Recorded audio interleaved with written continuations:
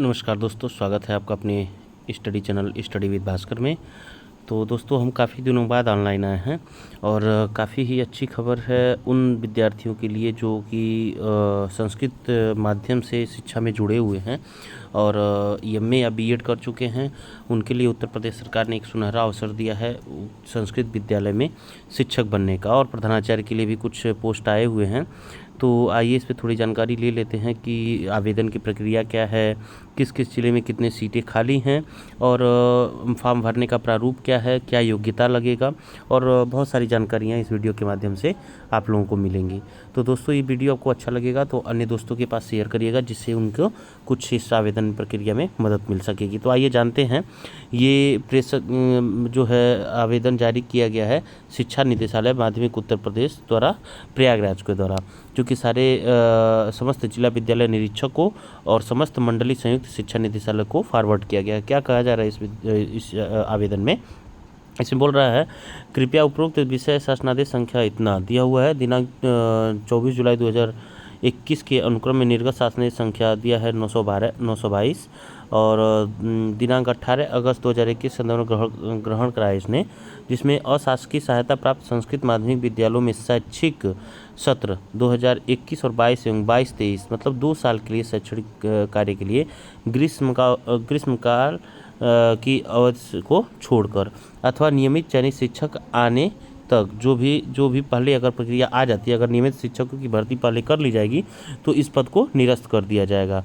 आपकी नियुक्ति 2 साल के लिए हो रही है। अगर इसके बीच में ही अगर परमानेंट शिक्षक आ जाएंगे तो इस नियुक्ति को निरस्त कर दिया जाएगा। तो फिर कहता है, नितांत अस्थायी रूप से मानदेय पर शिक्षकों की व्यवस्था के संबंध में शासनादेश जारी किया गया है। शासनादेश दिनांक 18 जुलाई 2021 के प्रति एवं विज्ञापन आवेदन पत्र के प्रारूप संलग्न इस प्रकार प्रेषित हैं।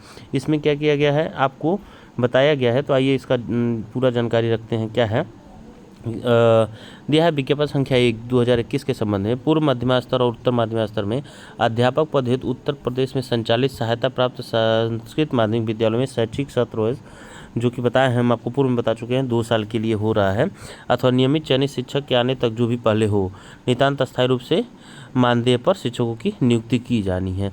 तो ये शासनादेश निकला है 24 जुलाई 2021 के क्रम में। और जो है इसमें रिक्तियाँ क्या क्या हैं आपको भरना है, फॉर्म का प्रारूप हम बता दे रहे हैं। इसमें एक सहायक अध्यापक और प्रधानाध्यापक के लिए भर्तियाँ आई हुई हैं। ठीक है, मानदेय के बारे में जान लेते हैं।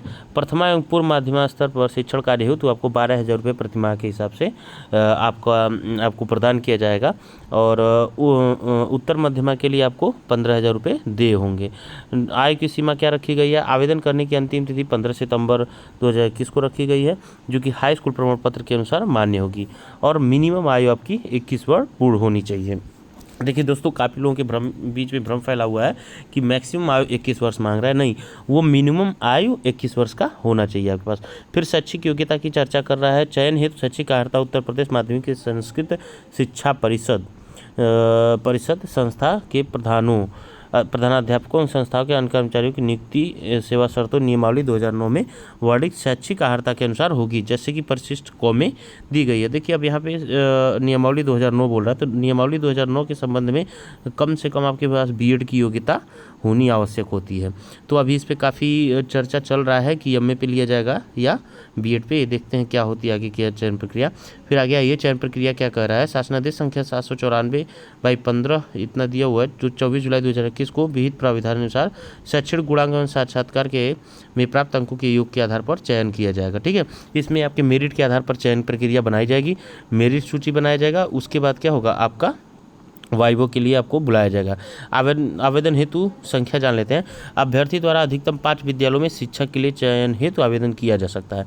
आपको एक जिले में आप मैक्सिमम 5 आवेदन कर सकते हैं। भिन्न भिन्न अलग अलग जिलों में भी आप अलग अलग जिलों में 5-5 आवेदन कर सकते हैं। फिर आरक्षण प्रक्रिया क्या है? अभ्यर्थियों के चयन की तिथि को राज्य सरकार की विद्यमान आरक्षण नीति के अनुरूप ही प्रख्यात प्रावधान के अनुसार होगा। जो आपके राज्य सरकार में आरक्षण का प्रावधान है 27% ओबीसी को, और जो भी कैटेगरी को जितना रिजर्वेशन दिया जा रहा है उसके अनुसार जो उत्तर प्रदेश में मान्य होगा उसके अनुसार आपको आरक्षण में फ़ायदा मिलेगा। नेक्स्ट है आवेदन शुल्क की प्रक्रिया क्या है, आइए जान लेते हैं।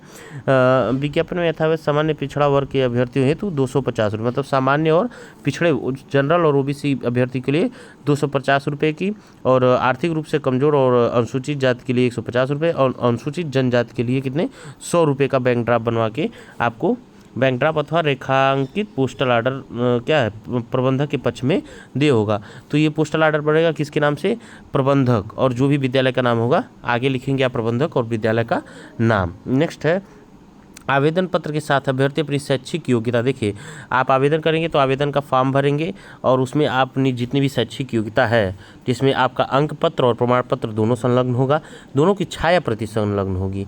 तो आइए इसके संबंध में जान लेते हैं। आरक्षण के संबंध में प्रमाण पत्रों की स्वप्रमाणित छाया प्रतियाँ संलग्न करें। जो भी आप लगाएंगे उसकी स्वप्रमाणित छाया प्रतियाँ लगाएंगे, मतलब आप नीचे अपने फोटोकॉपी के नीचे अपना सिग्नेचर करके आप फॉरवर्ड करेंगे। फिर अभ्यर्थियों के आवेदन पत्र निर्धारित प्रारूप व रजिस्टर्ड डाक के द्वारा विद्यालय के अंतिम तिथि तक अवश्य प्राप्त हो जाना चाहिए। विद्यालय में 15 सितंबर तक आपका फॉर्म प्राप्त हो जाना चाहिए। कब तक, 15 सितंबर तक।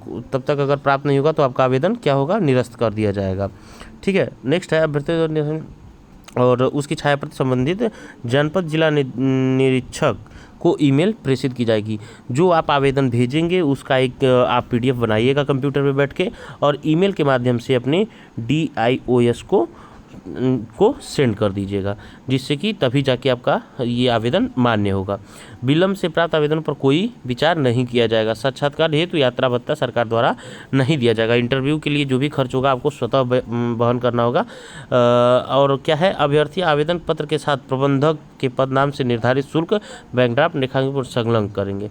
तो आप इसका डिमांड ड्राफ्ट बनवा लेंगे और प्रबंधक के नाम से बनवाएंगे और अपने लिफाफे में करके इसको संलग्न करके आप विद्यालय के लिए प्रेषित कर देंगे। नेक्स्ट है, आइए और जान लेते हैं फॉर्म का आवेदन का प्रारूप देख लेते हैं क्या क्या भरना है।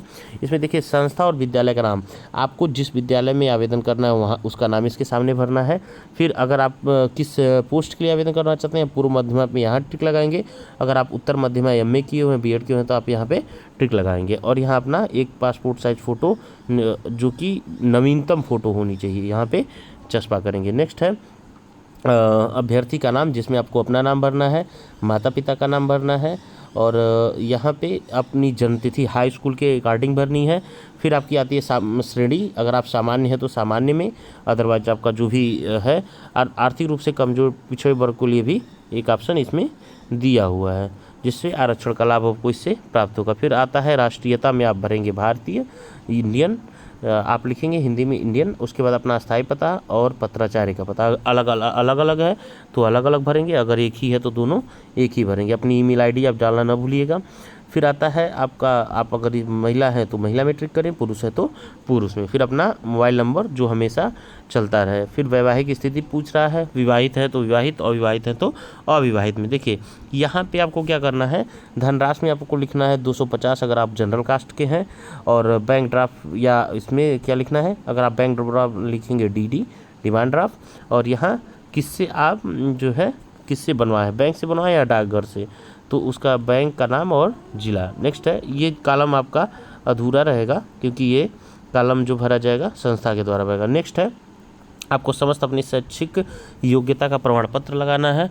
तो इसमें आपको भरना है हाई स्कूल मतलब पूर्व मध्यमा, इंटर उत्तर मध्यमा, फिर आप अगर BA किए हैं तो शास्त्रीय आचार्य, और BEd की डिग्री आपको लगानी है, जिसमें आपको उत्तीर्ण वर्ष भरना है। अगर 2014 में पास हुए हैं तो 2014 लिखेंगे, और अगर उत्तीर्ण वर्ष भरना है, विषय भरना है आर्ट से या साइंस से, फिर पूर्णांक भरना है और प्राप्तांक भरना है। तो दोनों का निकाल के आप यहाँ पे प्रतिशत भरेंगे, और 60% के ऊपर 60% है तो यहाँ फर्स्ट डिवीज़न भरेंगे, उससे नीचे है तो सेकेंड, और उससे नीचे है तो थर्ड डिवीज़न आप भरेंगे। नेक्स्ट है, अब देखिए यहाँ पे आ रहा है, यहाँ पे आपको करना है आवेदक के हस्ताक्षर, नाम और पूरा पता पिन कोड के साथ भरना न भूलें। नेक्स्ट है, ये घोषणा पत्र है, इसको आपको बारीकी से पढ़ लेना है एक बार, और यहाँ पे आपको फिर एक बार अपना आवेदक का हस्ताक्षर, नाम और पता भरना। और सबसे ज़रूरी बात यहाँ पे आपको क्या भरनी है, यहाँ पे देखिए, यहाँ पे भूलिएगा नहीं दोस्तों, यहाँ पे आपको भरना है संलग्नक में क्या भरना है, यहाँ पे आप लिखेंगे संलग्नक, और आपको भरना होगा संलग्न में, क्या भरना होगा, जैसे मान लीजिए आप संलग्न में हाई स्कूल का प्रमाण पत्र लगा रहे हैं तो आप यहाँ लिखेंगे हाई स्कूल का अंक पत्र एवं प्रमाण पत्र, इंटर का अंक पत्र एवं प्रमाण पत्र, और ग्रेजुएशन का अंक पत्र और प्रमाण पत्र, और पोस्ट ग्रेजुएशन का अंक पत्र प्रमाण पत्र, आधार कार्ड, और जो है आप अपना अगर ईडब्ल्यूएस से हैं तो ईडब्ल्यूएस सर्टिफिकेट का फ़ोटोकॉपी लगाइएगा, और सारी जो है फ़ोटोकॉपी को स्व प्रमाणित कर दे, नीचे अपना सिग्नेचर बना दीजिएगा। तो ये फॉर्म भरने की पूरी प्रक्रिया है, और हम ये फॉर्म अपने लिंक में ऐड कर दे रहे हैं, और आप इसको चाहें तो डाउनलोड भी कर सकते हैं। और किस ज़िले में कितनी भर्तियां हैं ये हम आपको अगले वीडियो में बताएंगे। तब तक के लिए नमस्कार।